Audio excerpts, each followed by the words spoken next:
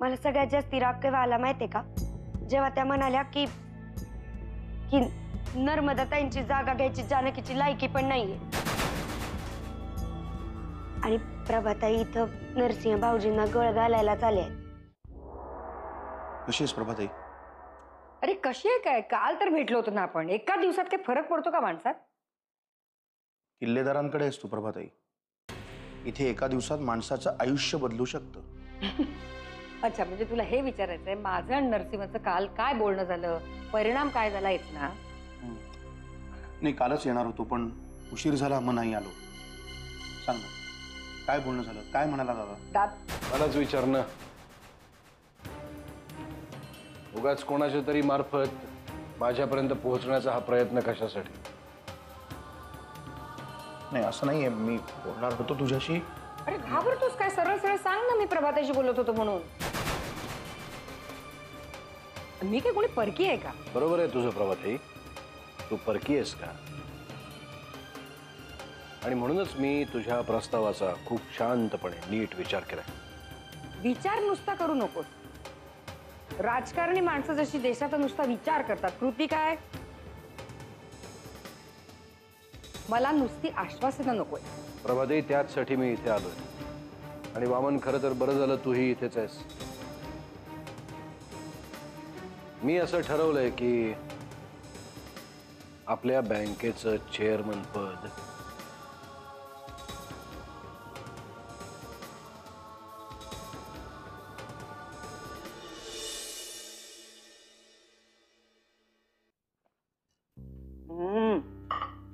फारच छान झालंय सूप. वा. होणारच ना, लाडक्या सुनेने केलंय. असं काही नाही आत्याबाई, अमृताने पण खूप मदत केली. तिने मदत केली आहे म्हणजे आता भाज्या बिज्या चिरता यायला लागल्या का काय बाईंना? आत्याची काय प्लीज.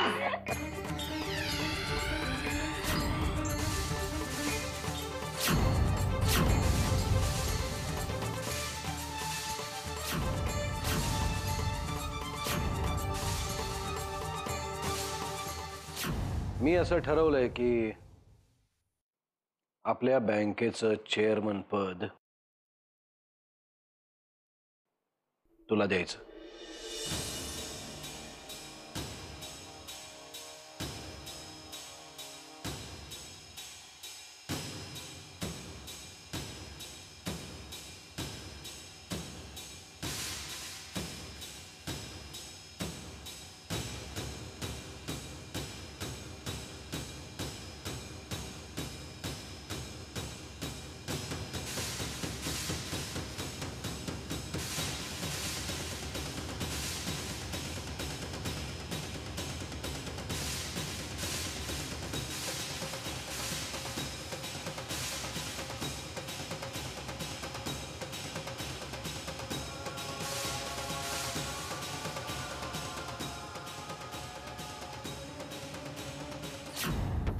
जानकी,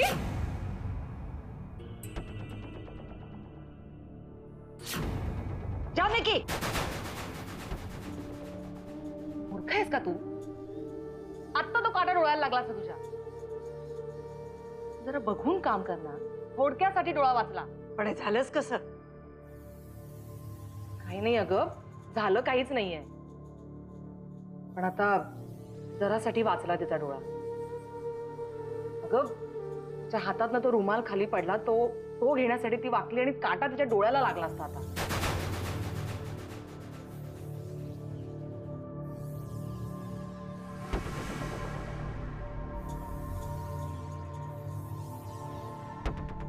पण हे इथे ठेवलंच कोणी? घरातली सगळी नोकर मंडळी गेली आहेत कुठे? पांडू, आत्याबाई, पण मला काही नाही झालंय, मी ठीक आहे. काही विशेष नाही म्हणजे काय? आता हे डोळ्यावर बेतलं असतं म्हणजे मग हलगर्जीपणा नुसता.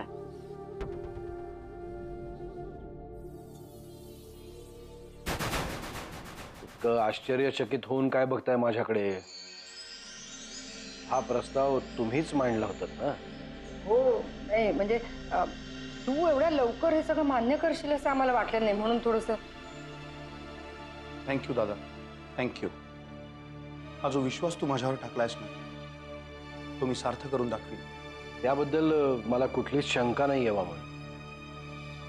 पण कसं आहे ना, प्रभाताईनं खूपच लावून धरलं होतं हे प्रकरण म्हणून, आणि त्यामुळेच खरं तर तुझ्यावरची जबाबदारी आता वाढतेय. कारण तुझ्या हातून एक छोटीशी चूक जरी झाली तरी तिचं नाव धुळीला मिळेल. पांडू, पांडू, जी जी आत्याबाई. हे हे काटे चमचे इथे ठेवतात, कुणी ठेवले तिथे? आता जानकीच्या डोळ्याला काही झालं असतं म्हणजे मग? माफ करा आत्याबाई साहेब, परत असं होणार नाही. पुन्हा जर मला हे असं इथे दिसलं ना, तर या घरात एकाही नोकराला ठेवणार नाही मी.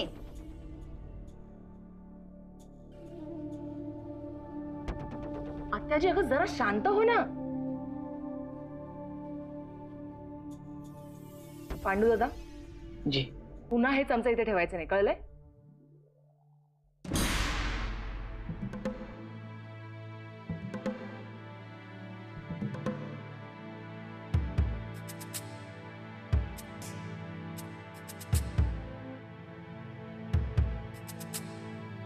तुझ्या हातून एक छोटीशी चूक जरी झाली तरी तिचं नाव धुळीला मिळेल.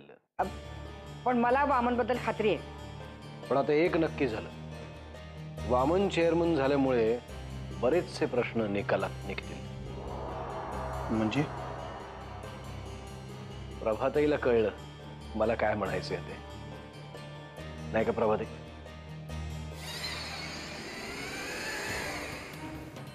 मला काही माहिती नाही. मला एवढं फक्त माहिती आहे की वामन आपली जबाबदारी व्यवस्थित पार पाडेल. आणि त्याच्या क्षमतांविषयी मला कोणती शंका नाहीच आहे. शेवटी तो माझा सख्खा भाऊ आहे.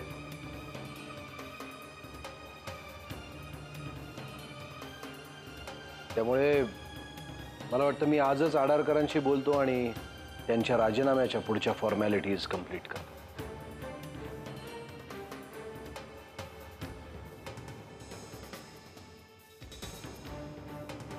प्रभाताई, झालं तुझ्या मनासारखं.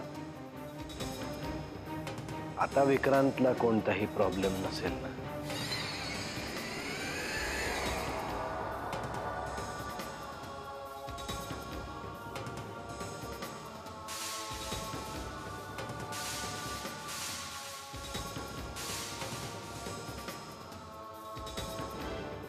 येतो.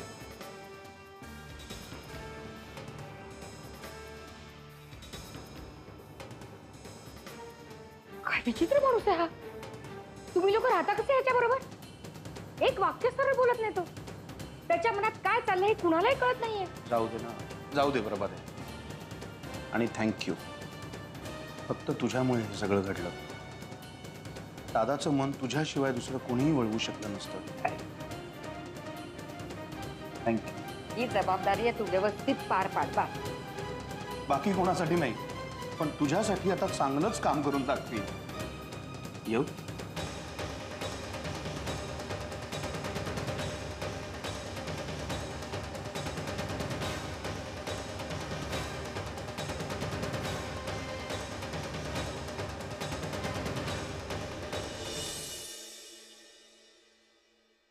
अशी माझ्या मागे मागे सावलीसारखी का फिरतीयेस? तुम्हीच उत्तर देताय. सावली कायम मागे मागेच असते आणि मी तसंच वागण्याचा विचार करते. तू माझ्या मागे मागे फिरणार असशील तर मला तर आवडणारच आहे ते. उगीच गोष्टींना हसण्यावारे नेऊ नका. मला तुमच्याशी रिपोर्ट बद्दल बोलायचं.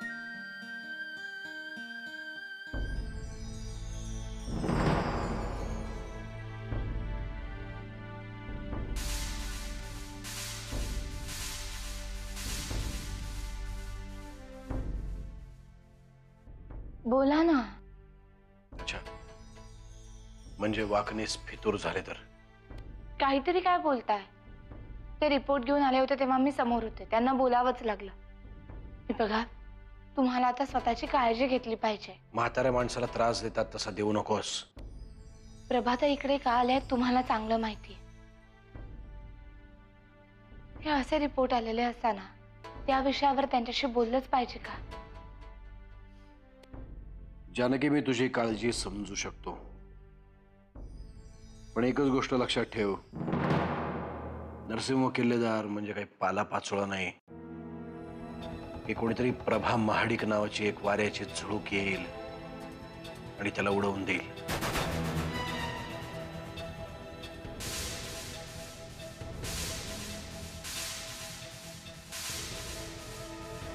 पण त्यांनी जर मग बँकेचा विषय काढला तर? बोलल्या तर? बोलून झालंय तिचं. आणि तिला जे उत्तर द्यायचंय ते सुद्धा देऊन झालंय माझं. तरी मला काही झालंय का बघ, ठणठणीत आहे की नाही? हे बघ जानकी, जोपर्यंत तू माझ्या नावाचं कुंकू लावतेस आणि ते सुद्धा इतक्या मनापासून लावतेस, तोपर्यंत मला या जगात कोणी काहीही करू शकत नाही.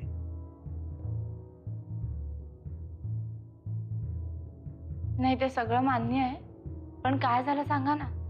प्रत्येक गोष्ट कळलीच पाहिजे का तुला? आत्ता तर मी तुमची सावली असं म्हणालात ना. पण काही काळासाठी त्या सावलीला सुद्धा कधी कधी दूर जावंच लागतं.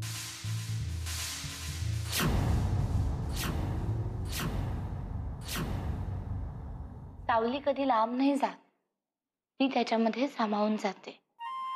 अच्छा, म्हणजे तू माझ्यात सामावली होतीस जेव्हा हे सगळं झालं. तुला वेगळं सांगण्याची काय गरज आहे? ठीक आहे, तुम्हाला सांगायचं नसेल तर मी तुम्हाला जास्त आग्रह नाही करणार, कारण तुमच्या चेहऱ्यावरून तुम्ही इतके आनंदी दिसताय की सगळं तुमच्या मनासारखं झालंय असं वाटतंय मला.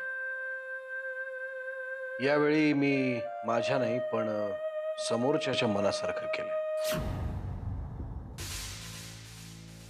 आणि आता पहिल्यांदाच मला खूप आनंद झालाय, कारण बॉल त्यांच्या कोर्टात आहे. त्यामुळे जे करायचंय ते करा. मला फक्त एवढंच सांगायचंय की तुम्ही तुमच्या तब्येतीची काळजी घ्या.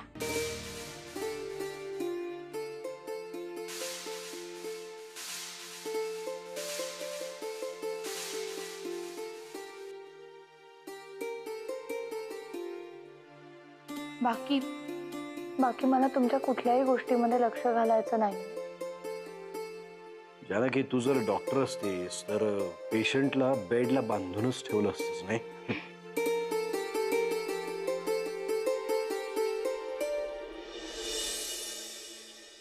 अगं काय आहे प्रभा, अचानक आलीस काय, लगेच निघालीस काय? छोट्याशा कामासाठी आले होते आतेबाई. काम झालं, मग इथे राहण्यात काय अर्थ आहे, हो की नाही? अगं पण मग यायचं त्यावेळेला जरा वेळ काढून यावं ना. मग आमच्याशी बोलणार कधी तू? आत्याबाई, तुम्ही त्यांना सांगा ना थांबायला. प्रभाताई, थांबा ना. तिथे रमावतीला जाऊन तुम्ही काय करणार? मला माझ्या रमावतीत गेल्यावरच छान वाटतं. तिथली माणसं एकमेकांना धरून आहेत. प्रभा, थोड्याफार फरकाने सगळीकडे माणसं तशीच असतात. महत्वाचं हे असतं की आपण त्यांना धरून कसं राहतो. हो ना, आल्या आल्या पाहिलं मी इथल्या माणुसकीचं दर्शन.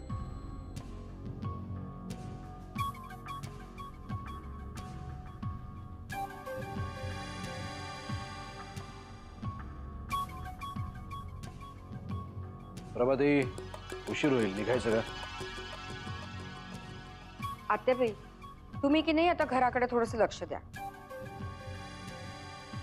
घरात वडीलधाऱ्या माणसांचा धाक असेल ना तर घरचं वातावरण कसं छान राहतं.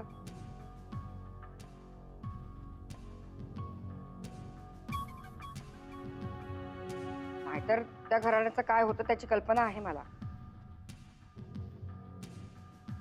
किल्लेदार घराण्याचं तरी असं होऊ नये असं आम्हाला वाटतं. निघायचं आपण. अरे हो, खरं तर प्रभाताईपेक्षा तिच्या जाण्याची घाई दादालाच जास्त झालेली दिसते.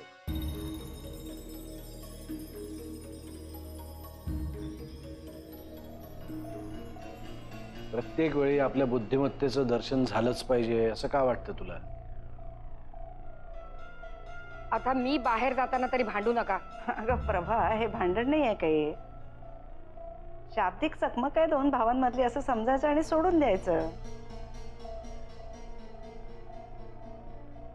काय आहे, आपण आपलं मत व्यक्त करायला गेलो ना तर गैरसमज वाढत जातात.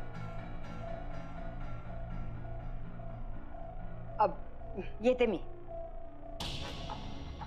आयुष्मध्ये प्रभाताई,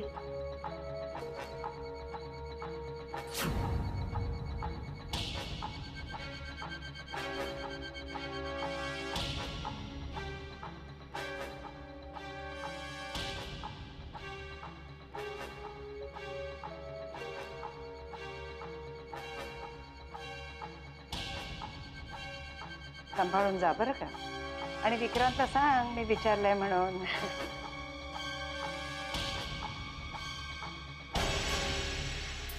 येते मी.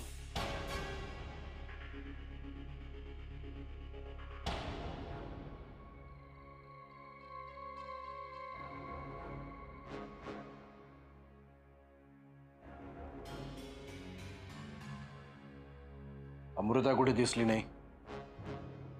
ती उद्या युगंधराबाईंकडे जाणार आहे ना, त्याची तयारी करते. तिथूनच पुढे परदेशात जायचं आहे त्यांना. तिला भेटलं पाहिजे. बरेच दिवसात भेट नाही झाली तिची. बोलायचंय तिच्याशी. अभिनंदन अहिल्या. तुम्ही माझं अभिनंदन का करताय? कारण दादानी मला हे बँकेचं चेअरमन पद द्यायचं ठरवलं ते प्रभाताईमुळे. आणि प्रभाताईला ह्या सगळ्या प्रकरणात आणण्याची कल्पना तुझी आहे, म्हणून तुझं अभिनंदन. तुम्हाला ही कल्पना आवडली, तुम्ही ती अंमलात आणली, म्हणून तुम्ही माझं अभिनंदन करताय. पण खरं तर यापूर्वी म्हणजे लग्न झाल्यापासून मी तुम्हाला अशा कल्पना देत आले, पण नाही, तेव्हा तुम्ही बंधू प्रेमात अखंड बुडाला होतात ना. राहू दे ना आता. उशिरा का होईना मला शहाणपण आलं ना. मग नुसतं शहाणपण येऊन उपयोगाचं नाही. त्या शहाणपणात सातत्य हवं. त्यामुळे यापुढे मी सांगेन तसंच वागायचं. कारण तुमच्या भावाने नेहमी तुम्हाला नुसतं बसून खायची सवयच लावली आणि वेळोवेळी तुमचा अपमान केला ते वेगळं. झालेल्या प्रत्येक अपमानाची परतफेड करणार आहे मी, अगदी व्याजासकट. अपमान करायचाच झाला ना तर त्या जानकीचा करा, कारण या सगळ्या मागे तीच आहे. तुमच्या कित्येक अपमानांना तीच जबाबदार आहे. आता माझ्या रागाला सगळ्यांनाच सामोरं जावं लागणार आहे. आपण जेव्हा गणेशला दत्तक घेतो असं म्हणलं होतं, तेव्हा तिने सगळ्यांसमोर केलेला माझा अपमान मला अजूनही लक्षात आहे. नाही, ते लक्षात ठेवा, पण तुम्ही बँकेचे चेअरमन झाल्यानंतर या सगळ्यांना आणखीन ऊत येणार आहे. येऊ दे ग. आता मी कोणालाही घाबरत नाही. एकदा बँकेचं काम चालू होऊ दे, मग बघ दादाचं काय होतंय ते. कारण दादाचे बरेचसे व्यवहार म्हणजे बाकीचे व्यवहार याच बँकेतून चालतात. पण मला एक कळत नाही, ही बँक भाऊजींसाठी एवढी महत्वाची आहे ना, मग ते असे पटकन तयार कसे झाले? प्रभाताईमुळे. त्याच्यासमोर दुसरा कुठला पर्यायच नव्हता. प्रभाताईंनी त्याला चारी बाजूंनी कोंडीत पकडलं होतं. पण या सगळ्यातून जेव्हा त्यांना तुमच्या चेअरमन पदाच्या झळा सोसायला लागतील ना, तेव्हा ते काहीतरी हालचाल करतील. मग आपण काय करणार? पैसा आणि सत्ता हातात आल्यावर माझाही आत्मविश्वास वाढेलच ना. तेव्हा कित्येक दिवस माझी हीच इच्छा होती की माझ्या नवऱ्याने हे असंच वागावं. तुझ्या सगळ्या इच्छा आता पूर्ण होणार आहेत. आणि मग तुला कळेल, काहीतरी करून दाखवण्याची धमक तुझ्या नवऱ्यामध्ये पहिल्यापासूनच होती. गरज होती ती फक्त पाठिंब्याची, जो तुझ्यामुळे आणि प्रभाताईमुळे मला मिळाला. आता बघूया या सगळ्यानंतर दादाचं काय होतंय.